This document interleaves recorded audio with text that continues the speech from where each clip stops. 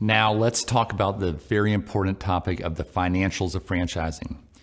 Every franchise system has an Item 7 within their franchise disclosure document, or FDD.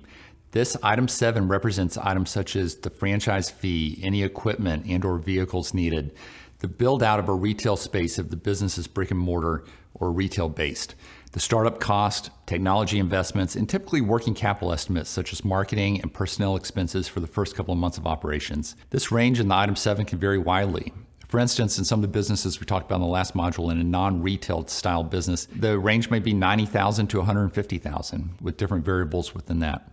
Overall, most purchases that I see across categories fall between $100,000 and $300,000 all in, again, including working capital. As far as funding goes, there's some solid options out there for franchises. Outside of self-funding, which remains fairly common, many will use an SBA loan, while others will use self-directed retirement accounts through what's called a ROBS program. Some may use portfolio loans, home equity, line of credits, HELOCs, and of course, friends, family, equity partners, or some combination of all of these. Now, on the return expectation side, we're able to derive a lot of information from both other franchise owners within a given system during our exploratory process, as well as from the Item 19 itself, the financial representation within the FDD. I found it is very common for franchises to deliver margins of 15 to 25% on average on the bottom line.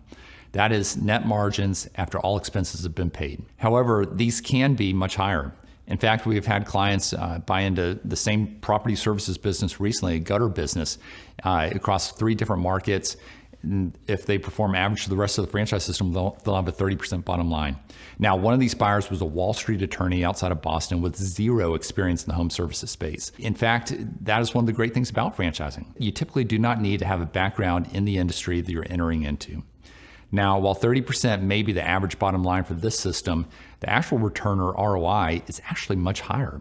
That's because the average investment is roughly $200,000 and the average revenue per location is $1.8 million. So if you do the math, that shakes out to be $540,000, i.e. 30% of $1.8 million, divided by $200,000 equals a 270% return. Now, of course, this business will be ongoing, so the return will actually be much greater than the 1-year snapshot. And they will have a business that down the road, they'll be able to exit as well.